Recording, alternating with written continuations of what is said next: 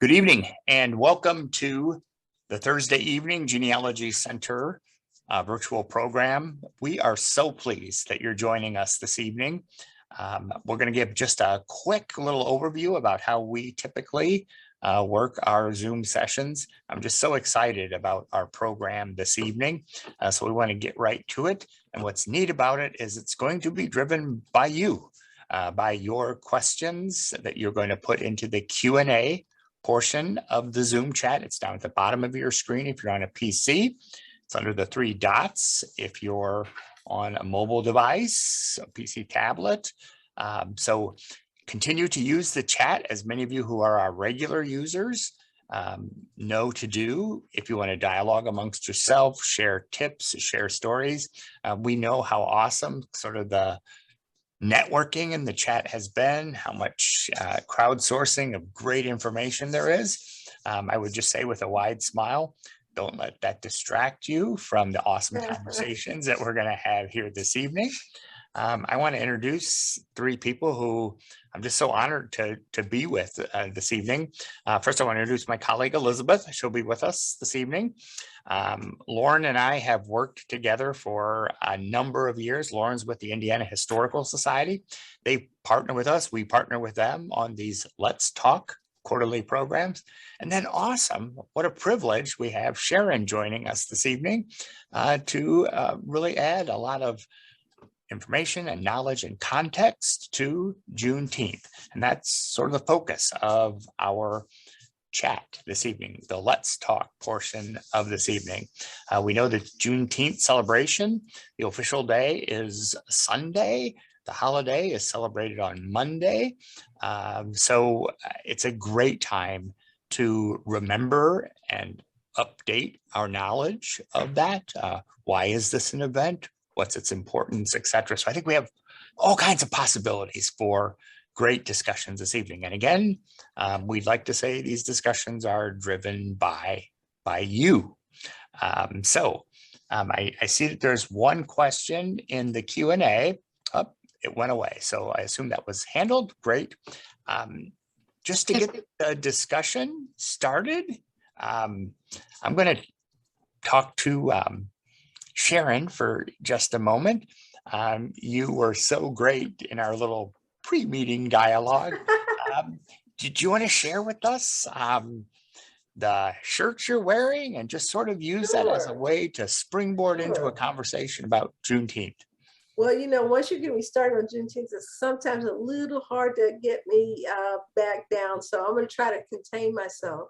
You know, I am born on the island. I'm going to try to get this light right off of my nose here. There was a little bit.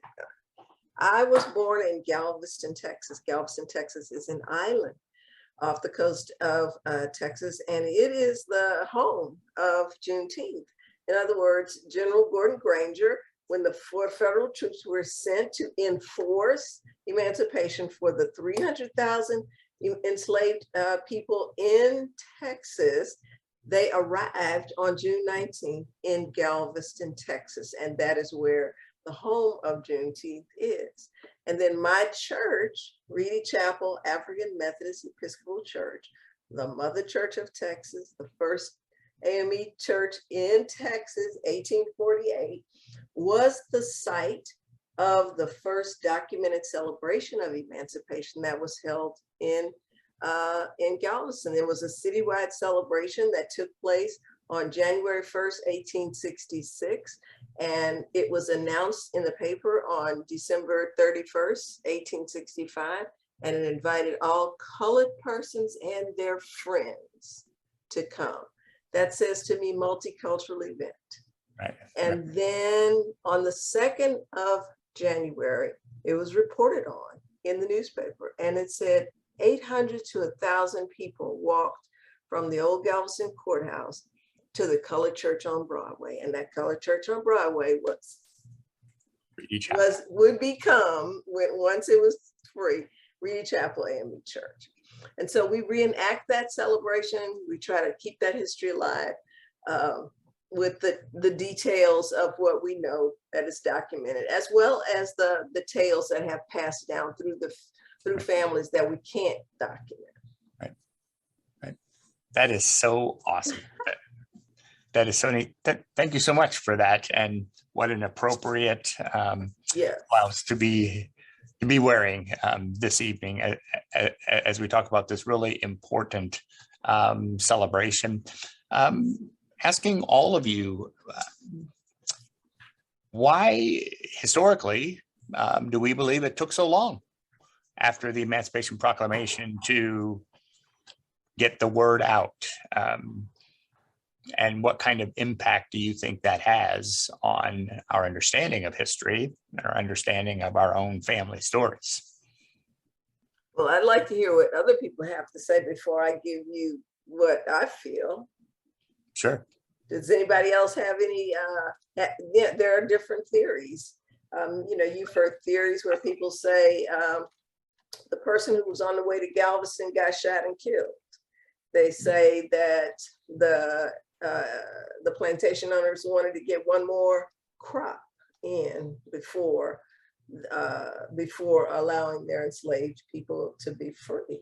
So there are any number of stories, but I think if we look at it in a much more rational way, the Confederates were still in charge, and there was very little Union presence. In fact, there was no Union presence here in Texas to enforce it. And so it's like, let your people go. Yeah, okay, right. Come on. We gonna do that. And so they just didn't, because they didn't have to. And that's why federal troops had to be sent in, not to inform. To enforce. Of course. Right? Yeah.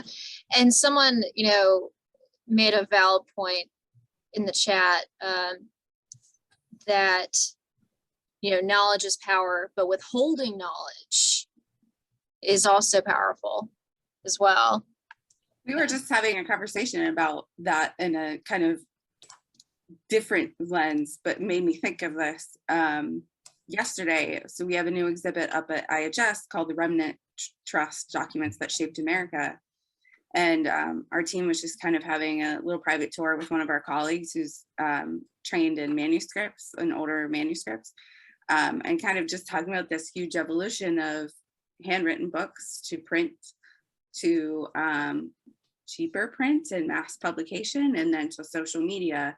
And so I think for younger generations, of which I am, you know, middle millennial, and younger than us, it's really important to share that, like, this is really hard to fathom that something this big like emancipation happened, and for so long people were not told, or they actively worked against not telling people, or how that information was relayed compared to today, and how that information would be shared. And so I think when we hear these awesome statements like knowledge is power and withholding knowledge is power, we think of censorship. Younger generations think of censorship in a different way. So it's really important for us to have this conversation as well with younger generations, so they exactly understand what all and who all was in the way for those big, powerful changes. Right. Absolutely. And my mind can just really almost literally explode when I think of this topic, because I believe that there are so many, and I'm reticent to use a tired term like lessons to be learned, but I really believe that. I think there's history to be learned at so many levels. And I think that, for me, that's why this is so important. First and foremost, I really think, and open for discussion with you three experts, American slavery is not consistently or accurately or deeply enough taught K through 12 countrywide. So it's awesome that there's finally a national holiday, and there's the aspiration, I know it won't be coast to coast, but there's the aspiration that some ones, plural, will say, national holiday, that must be important. What is this again? So Juneteenth did what? And who was, people were like enslaved and like just for a couple of months, or, you know, I mean, there's so much lack of knowledge and misinformation. And we know, as people who love and embrace family history and family story, how critical it is to do away with misinformation and voids in our knowledge. Second of all, as you said, Lauren, knowledge is power.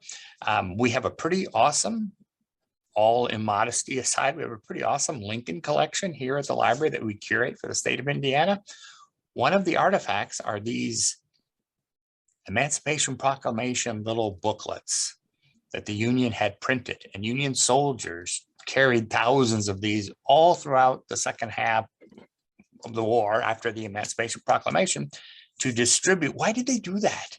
Because no one was talking about that. The slave owners, it's like, yeah, you go do you. We're gonna do us. So y'all just go away. It's true. And so it was important even then to say, hey, we need to get the word out because it's not happening. And I don't want to, be accused of sensationalizing anything under ripped from the headlines. But what are we hearing right now about what happened in the 21st century about information, the suppression of information, the sharing of information? So as we're doing our family histories, we're trying to find our family stories, we need to remember that this has happened and continues to happen. I know it's a little off topic, but some people are really exercised when they say, birth, vital record registration for births and deaths were required in Indiana in 1881. So I'm going to find those records in 1881. Well, most of them weren't recorded, didn't hear about it, didn't do it, didn't care until the early 20th century. And that needs to influence our research and the finding of our family story. So when we think, okay, Emancipation Proclamation, everyone was free then. Well, no, they weren't. No, they weren't. And No.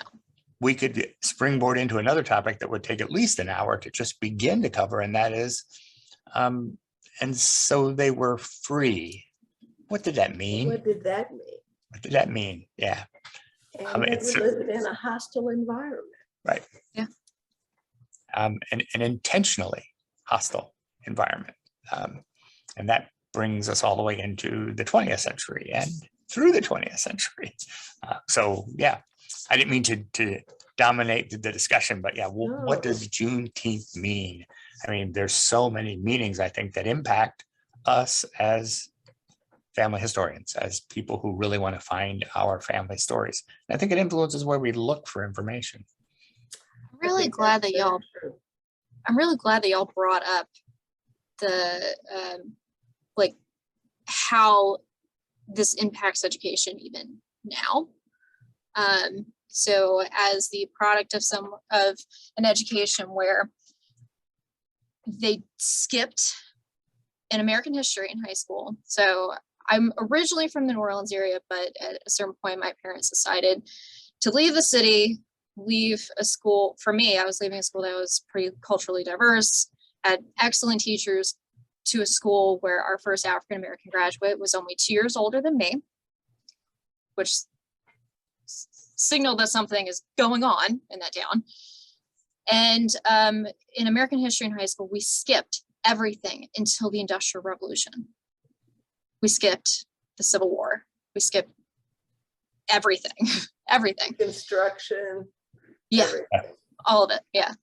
And I mean, this is gonna sound horrendous because it is horrendous. When we got off for Martin Luther King Day, that's not what it said on the calendar. The academic calendar said it was Robert E. Lee's birthday.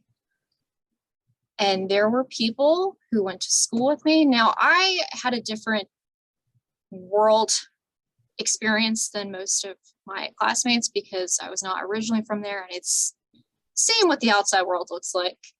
I had a parent that was a history major in school. We watched the History Channel together for fun. Like, that was my upbringing.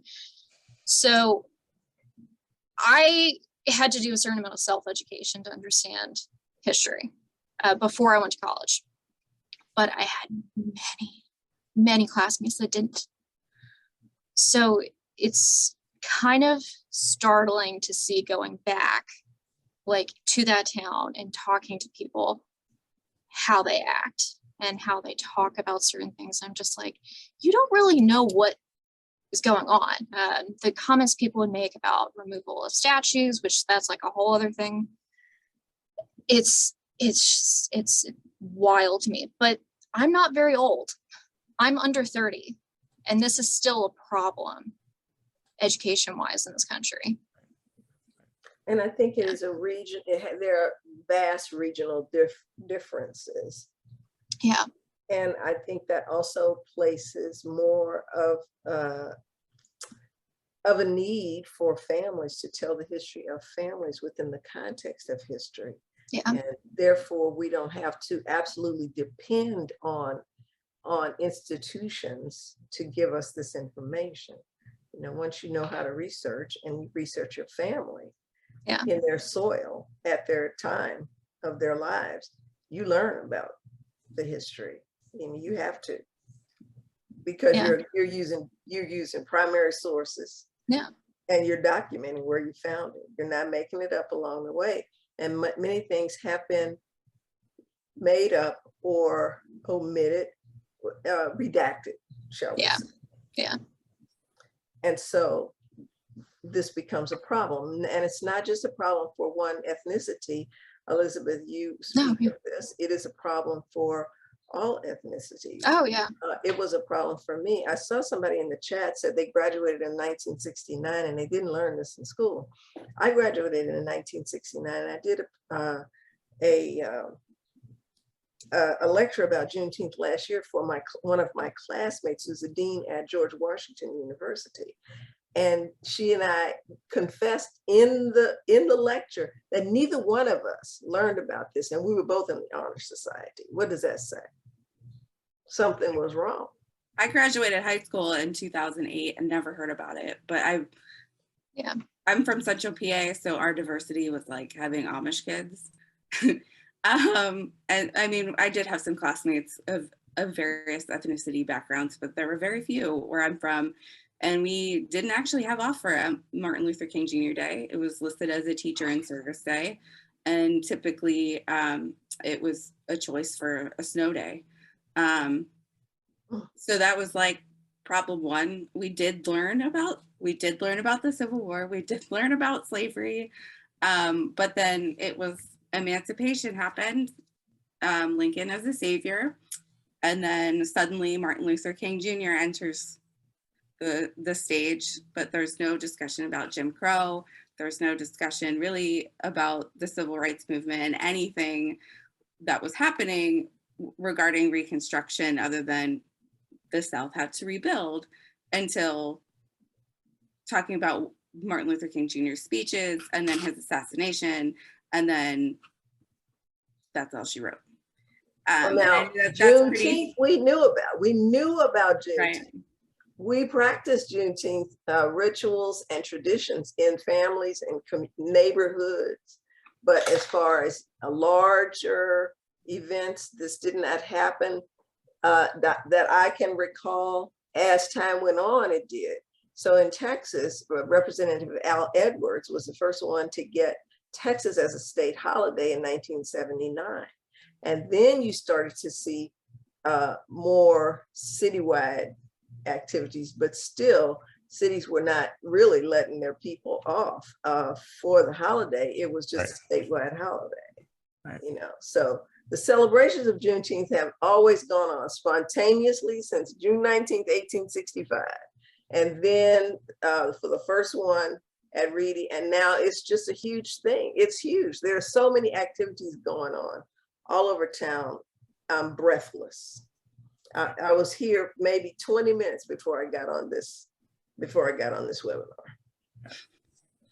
I'm curious if there's been a heat map that's gone out about like where, starting in Galveston, like every year, where people have, like where celebrations have popped up and how it grows, like one of those cool animated maps. That would be a fun project.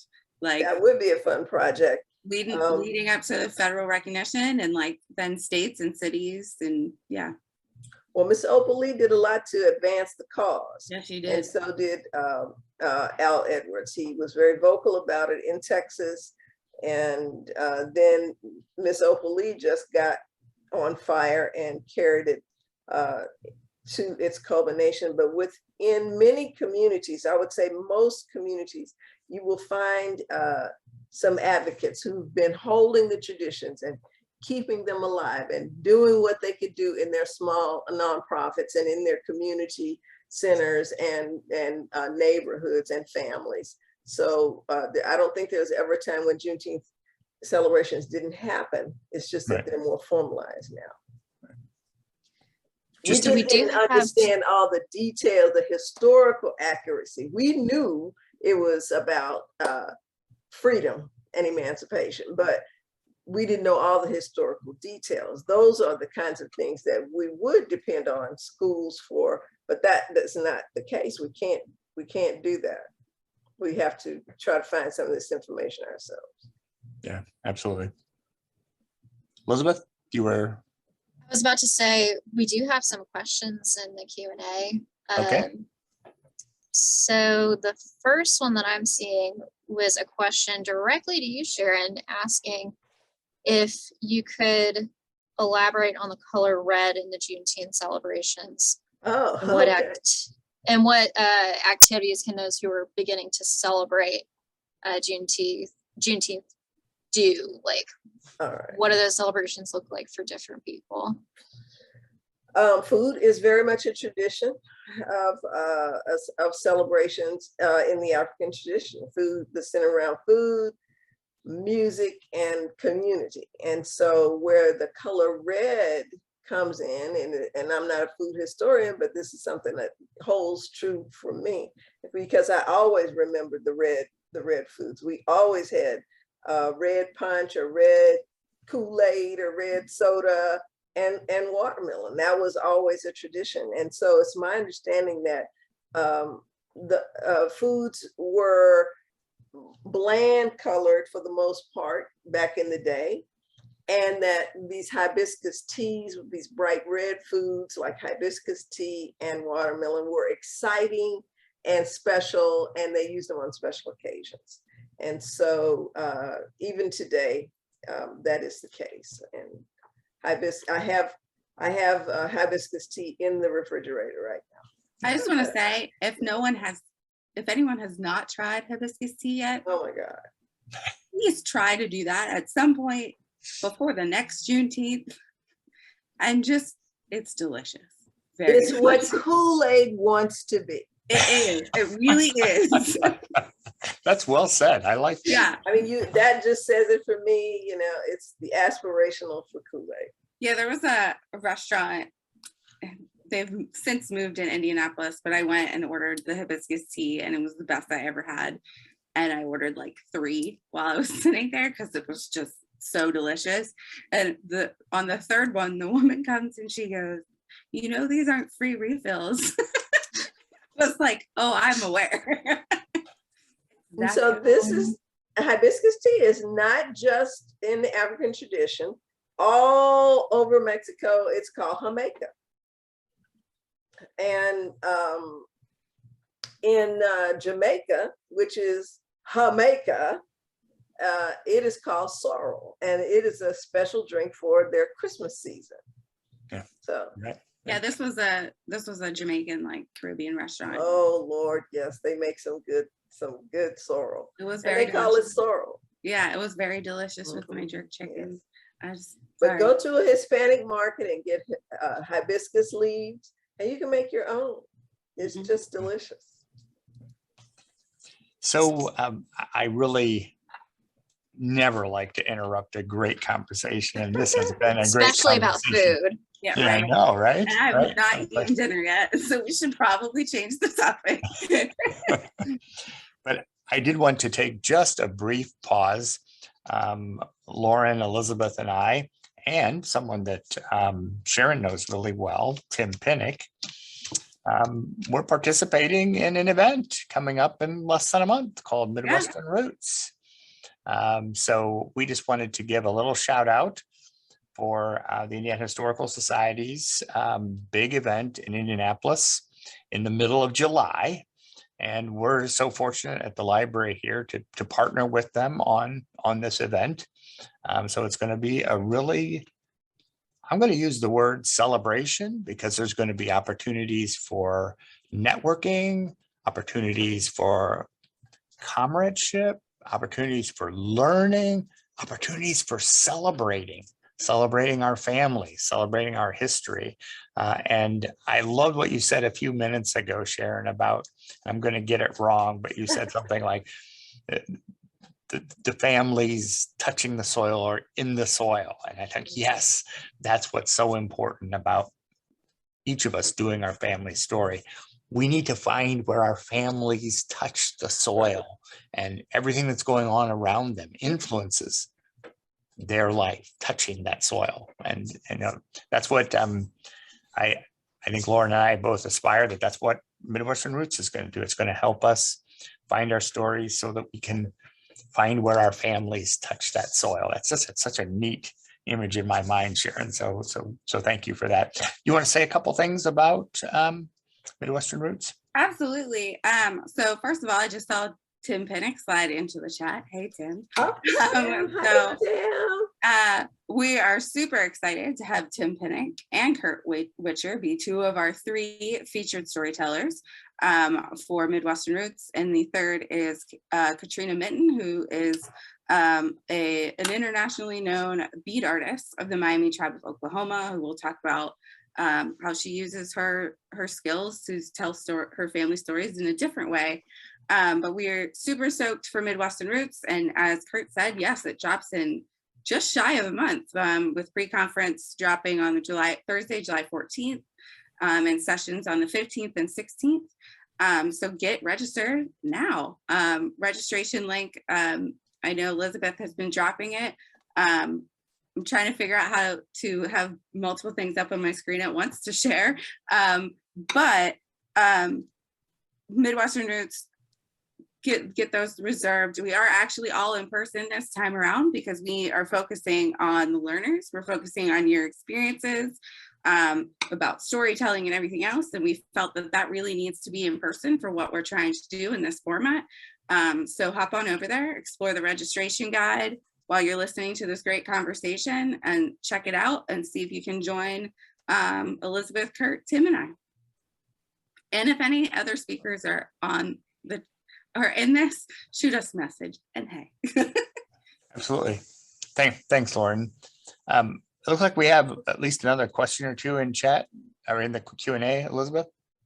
Yes, there are a couple of questions. There are 2 questions in particular that are similar, so I'm going to group them together. But any thoughts on the Juneteenth celebrations becoming kind of commercialized without the context of history and like what that means? Any kind of thoughts on that? Oh, sure. We can pretty much expect that to happen. That has happened with every celebration that we have. It certainly has happened with Christmas, where it's Xmas. It certainly has happened with even the 4th of July or what. I mean, just think of a holiday, right? And that is the nature of our society. We are a very commercial people. And so it's up to those of us who are in love with the history of it to make sure it's retold and to make sure it's integrated into everything that we do, and that we advocate for it to be included in teaching and learning material. Right. You make such an excellent point, Sharon. And yeah, we quickly can be led to lose the meaning of a holiday and to make it really commercial. And yeah, I would go a step further. You're right, Sharon. So many of our holidays are so commercial. The MLK sale. Yeah, exactly. Veterans Day sale, Memorial Day sale. Mattress sale. Yeah. Companies are always in on this. Yeah. It's like the whole veteran part of, I was just thinking along those same lines, Sharon, the mattress sale, the used car sale, the new car sale around Memorial Day and Veterans Day. It's like, so these are about veterans, right? This is about, and that's like totally lost. So yeah, It does get back to the schools and the school books. Yeah. Though, you know, so which Texas is someone, really an offender. oh yeah.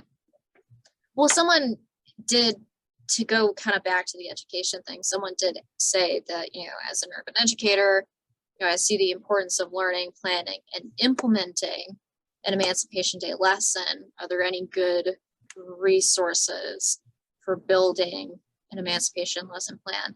Now, before y'all start to answer this, Kurt, didn't I hear that one of the Lincoln librarians was working on a lesson plan relating to emancipation, or is that related to something else? Did I dream that? We had just finished, and it's in final draft form, a lesson on the Civil War and slavery.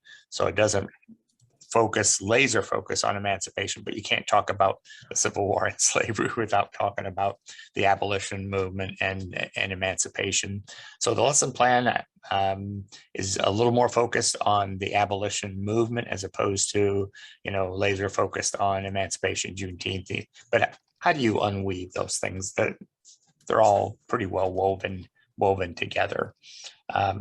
Since you brought it up, we do have this brand new Roland Center for Lincoln Research, and it's a way of trying to get people interested in learning the history of that time period of Abraham Lincoln's presidency and everything that went on in that presidency, including the Civil War, emancipation, Juneteenth, Reconstruction. I mean, that whole time period between basically when Lincoln was born and when his wife, Mary Todd, passed, years and years and years after his assassination.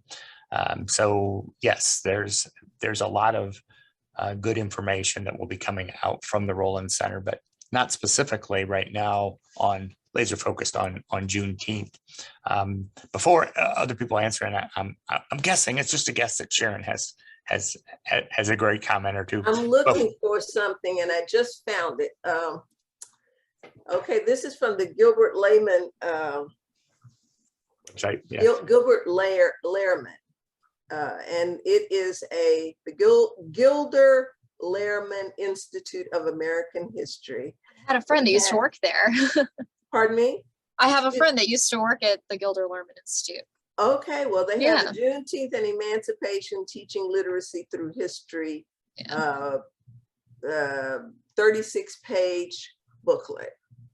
And it's a download, it's PDF, because I just downloaded it. And that's an awesome website, Sharon. It is, that's and great. they have great resources. Yeah. So I'm going to throw in a little pitch now. Y'all may disagree with me. I don't think so. Some of the people on this presentation enjoying the evening with us may disagree with me.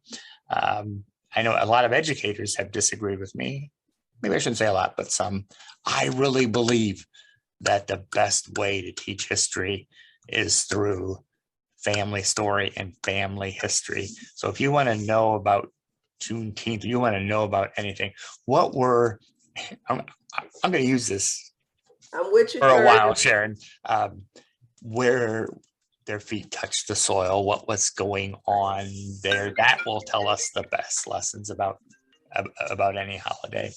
And that's what we were saying when we talked about how do you teach history, is through family history. Because if you know what your family was doing, that means you know what was going on in the community around you. Right. Absolutely. Pretty much. And you know, I'm a grower. I grow anything that I could put in the ground and pray over till it comes up. And so I know that if you plant something in poor soil that does not support nutrient, it doesn't have the nutrients, it's not going to grow well. That's the same thing with a person. If you put a person in a community that is hostile toward it and it's not at all supportive, that's going to affect that family's existence. Yeah, absolutely. Well, and I think, so I used to work at the Tenement Museum in New York. So we were telling stories of real, ordinary immigrant families that lived in this, you know, historic tenement in New York. And, you know, a big thing for them was, well, for the museum, was to get people to connect to the big picture. So by sharing the stories of real people, to try to make them maybe make a connection to their own family stories, it kind of broadens your understanding of history. And for that museum in particular, where they're talking about specifically immigration history and what laws look like and some of the things that immigrants past and present were going through, they really try to hit hard. Immigrants are more than a number. They are people. They are people like you, like me. So I think by incorporating on the micro level within the broader context of history, it gets people more interested in doing history in general, and more empathetic, I think. And I think it entices us, encourages us, almost pushes us to tell the real story. So immigration, let's use that as an example. So if you're going to really research your family and immigration, there are many families where they didn't choose to immigrate. They were forced to immigrate. And that's hardly ever really covered well, if at all, in immigration history. How did all these people arrive on this continent? Oh, well, here were the paths they came from and the migration routes and the trade winds, etc. But what about the ones who didn't choose to come here, but are here anyway? They arrived here anyway. Right, yes, that is absolutely true. And those will be the personal stories. It will be the personal story of the family that was starving of whatever the blight was in that part of town or part of the world, or under the oppression of some dictator or some circumstance that forced them out to save the family's life. So that will not be a part of the broader narrative. It will be part of the family narrative. There's importance of family history and oral history. Someone in the chat mentioned that their family does not tell those stories, and they may not even know those stories. But you know, as you know, we have a certain responsibility to find out those stories and document them, and that's what we as family history researchers and historians, that's what we do. And sometimes I feel like the silence and like not wanting to share those stories, that in itself is a story. There's intentional silence when not wanting to share something because it is traumatic, because it involves a lot of personal baggage that maybe you don't want to talk about. Mm-hmm. But that in itself is part of the story. Now, I think the reason that someone feels they can't talk about it, and so like a research project that I did more recently about that really dove into the reasons why we have soldiers who don't talk about trauma that they experienced, and understanding a particular faith of one person. When you deep dive into the Church of the Brethren, you expect that person to be a pacifist, and when they weren't, you realized, okay, but little church doctrine written about not that long before him says that you can't brag or boast about taking another person's life. And so like so then that's a reason to not talk about it. And so I think in addition to the emotional experience of that individual, it's also the outward of like, well, what are other people going to think or respond of how I'm feeling about this? Should I express it too? And so there's such public backlash of, well, that happened such a long time ago. What does it matter now? Why does that trauma matter now? On so many different stories in our American narrative, that it does matter now. It always has, and it'll matter 100, 200 years in the future. But it seems to be that if we're not covering it in our schools, then therefore it's okay. But then if people talk about it, then get over it. Like sorry. Yeah. We're dysfunctional. Right. Yeah. We have a very complicated, dysfunctional relationship with our history. Like I as a nation. Some excellent comments. So I see somebody said that January 1st has been observed for years in Galveston as Juneteenth. I'd like to know more about that. I didn't know Yeah, that. there were two questions in the Q&A, and this person also put them in the chat. Those questions were next, I promise. Asking, why do we celebrate Juneteenth instead of January 1st? And the other question was, what was Andrew Johnson's response to the delay of the emancipation of enslaved people? What was the response of Congress? The first question again was, why is it celebrated on different days? Yeah, why Because Juneteenth people instead of found January out on 1st? different days. Yeah. So we couldn't put it on Facebook. And we couldn't. Right. So people found out on different days. So a gentleman today said in Kentucky, it's August the 2nd. So the Emancipation Proclamation was written in 1862 to be effective January 1st, 1863. I think he wrote it in September. And so in between, some people were like, okay, this is it. I'm gone. I'm out. They didn't wait until January the 1st. And it just became effective wherever they were, whenever they found out about it. So it is celebrated throughout the country in different times, in different communities. But collectively, June 19th has been kind of chosen by the people as to represent Emancipation Day, because it was the emancipation of the last enslaved people in America. So even if they may celebrate their particular day of emancipation, August or January or what have you, June 19th is still Juneteenth. And Juneteenth is what Emancipation Day is, as chosen by the people themselves.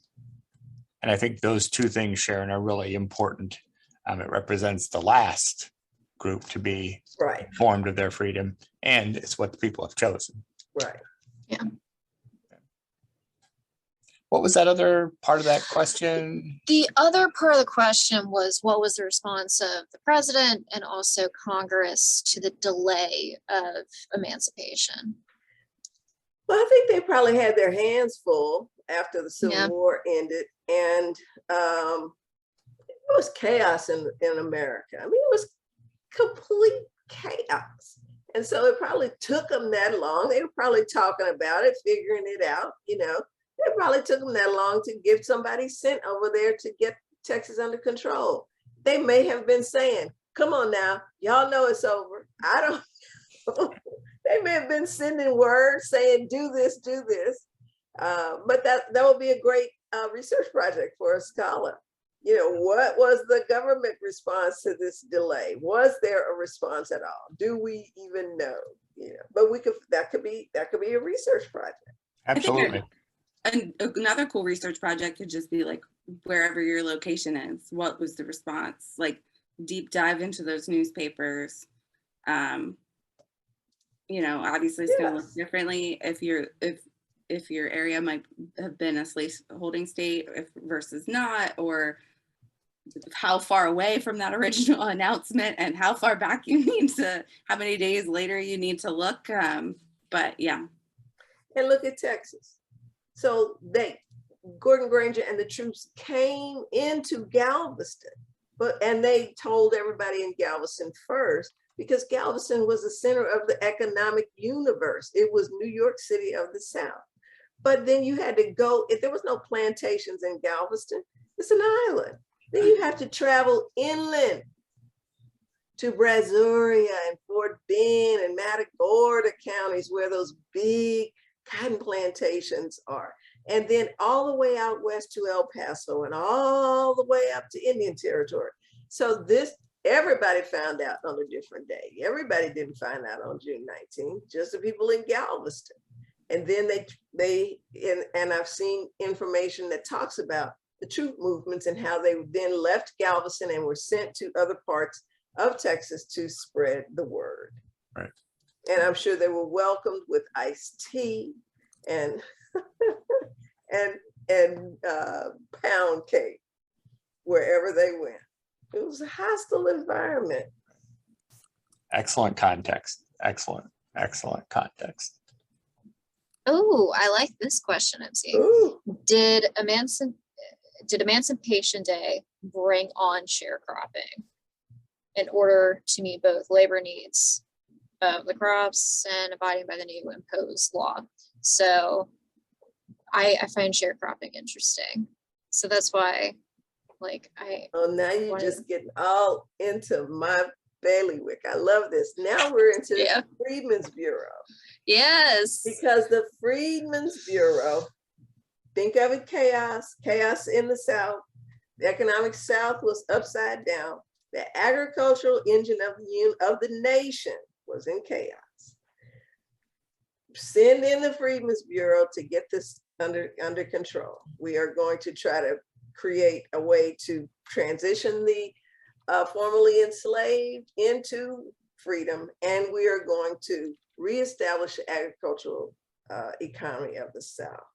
That means sign all your former enslaved people to labor contracts.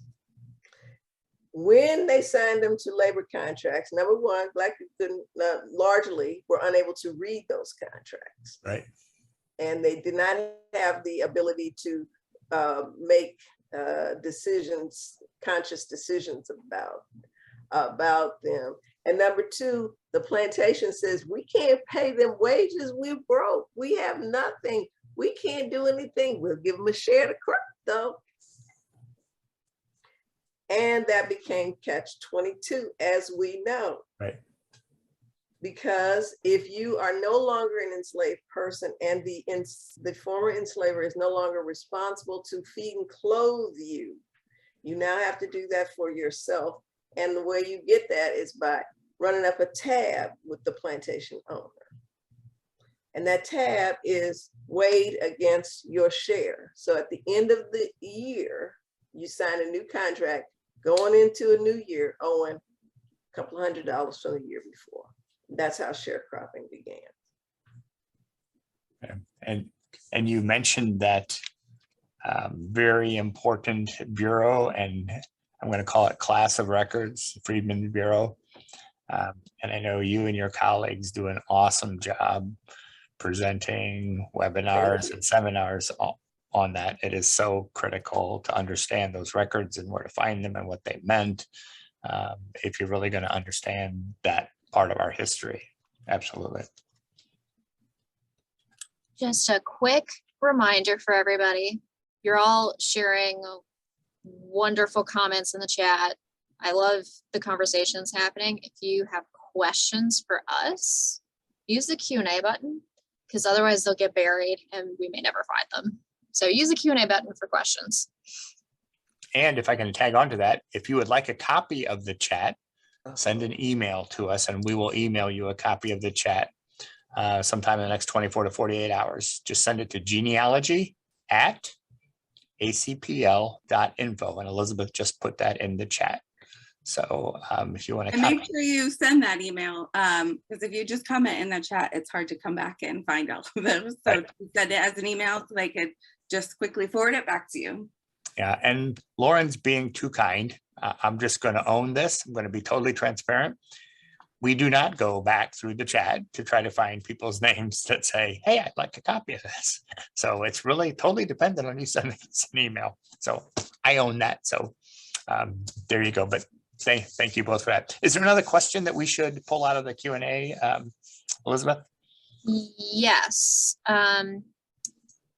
Is there any traditional music associated with Juneteenth? Blues. Yeah. The blues. Yeah. You know, so that probably would change over time. Blues would probably not be until 30s, 20s, 30s, 40s. But I would think that immediately after emancipation, now we're talking gospel music and traditional songs written for worship, and then moving into blues and then jazz, and so now it's sort of just it's on a continuum, I think. Yeah, we last 2020 for Martin Luther King Jr. Day, we did a program here that focused on protest music. And so we did do a deep dive backwards to kind of follow that genealogy of music. And we are talking about that a lot at Midwestern Roots too. At the Friday evening reception program, it's not only following the genealogy of food, but also music from West Africa to American and music and food today. And so doing these deep dives into where do these sounds and melodies come from, just like where do these ingredients and techniques come from. And Tim Pinnock is going to be our speaker for that. But we kind of see these notes that you hear these few notes and then you might feel it in the next song and in the next song. But that deep study of from songs you might hear in the field to gospel songs, to blues songs, to jazz, to protest music, all the way up to, classic 80s and 90s hip hop and rap to what we're hearing on the radio today. That's all music from Juneteenth. It's the same struggle. It's the same triumph and trying to just get through every day. One of the books that I looked at was just exploring a book called Sharecropper's Troubadour, John L. Hancock's The Southern Tenant Farmers Union and the African American Song Tradition by Michael K. Honey. There were a lot of other books that I looked at as well, but that one's really cool. And earlier I was spinning around in my seat because I thought it was still in my office, but I can't seem to put my finger on it. But there are definitely some other books out there, as well as, just start Googling, and because you need to hear those songs too. And get out there and go to a celebration. Then you'll know what the music is today, because they're going to be playing music at the celebrations in your community. That was a follow-up question that I remembered we had when Sharon joined me for a conversation on Juneteenth. The day it happened to be announced, it was a federal holiday at IHS last year. But as you talked about going to a celebration, for those of us who aren't African American or were joining celebrations of our friends or family who are, what are the best ways for us to celebrate, for us to mark this moment in history in an appropriate, non-overcapitalized or appropriative way? Look in your community and see what they're doing and go. You would be welcomed, I promise you. We'll be glad to see, at Galveston has just blossomed into this place with so many different things happening. Today, I did a webinar with the Boys and Girls Club of America, and they did a national webinar, and Reedy Chapel had a group of children from the Boys and Girls Club. We got a grant from Humanities Texas to teach them the early music genre, and they performed and stole the show. Awesome. You never want to be on the show with a kid. They stole the show. They said, go down, they sang Go Down Moses, these little kids, and it was very diverse in age as well as ethnicity. There were all kind of children there because they were from the Boys and Girls Club. So don't feel nervous about going, just go. Just go, have a good time, do what everybody else is doing. If they're eating watermelon, you eat some. If they're drinking red soda water, you drink some.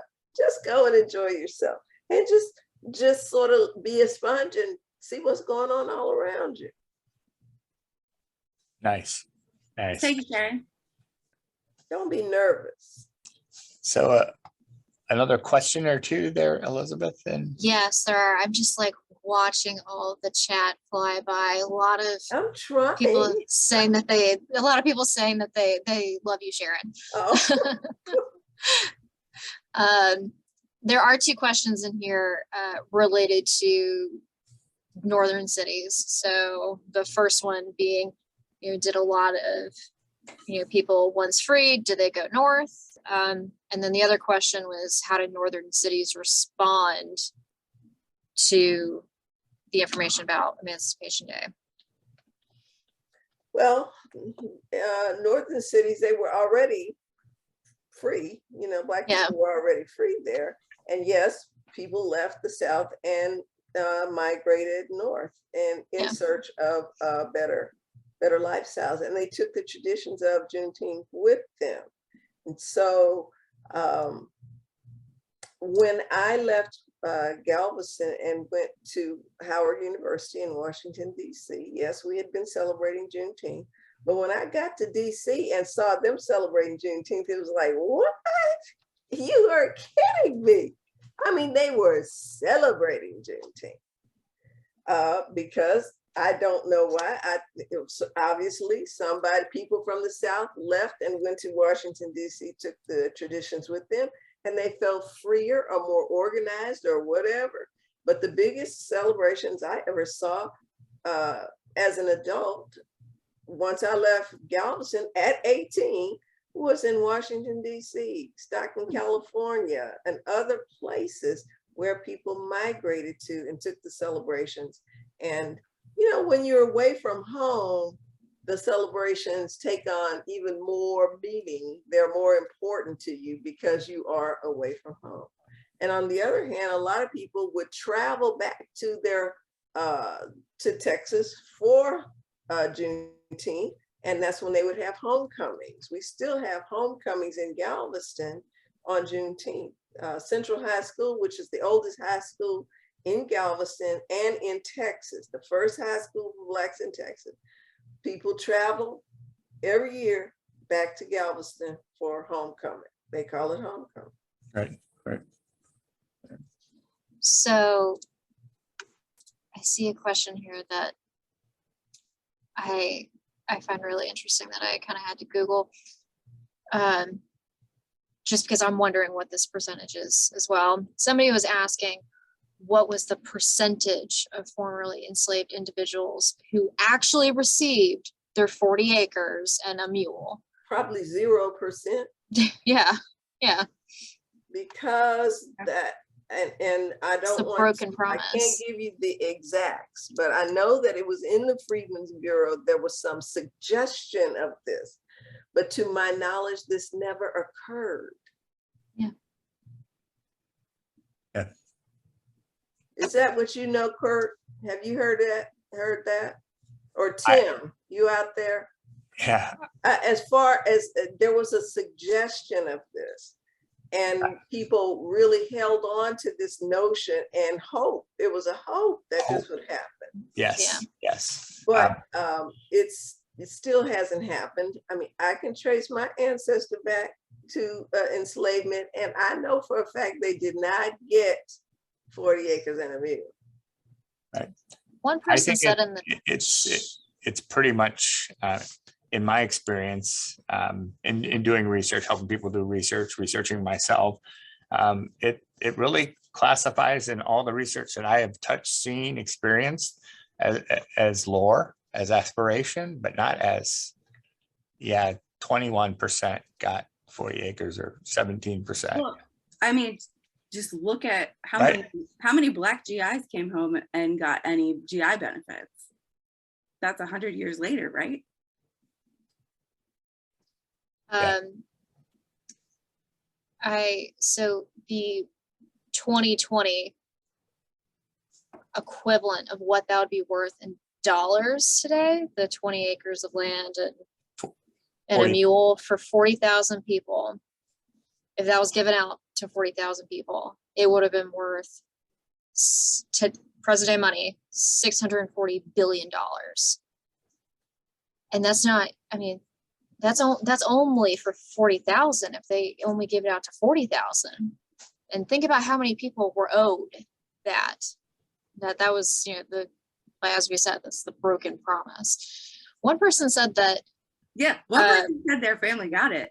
Yeah, one person said that their family in Mississippi got the 40 acres, but it was later taken away from them. I follow up No, on bounty that. land, I feel like maybe. a Was blog that post- bounty land? Oh yeah. Yeah. Could have been. And then was that really the payment if it was bounty land? Yeah. No, so I hope they did get it, but the person said then it was taken away. Yeah. Mm. And it was the Freedmen's Bureau that handled the issues of abandoned land, as is indicated by the name of it, the Bureau of Refugees, Freedmen and Abandoned Land.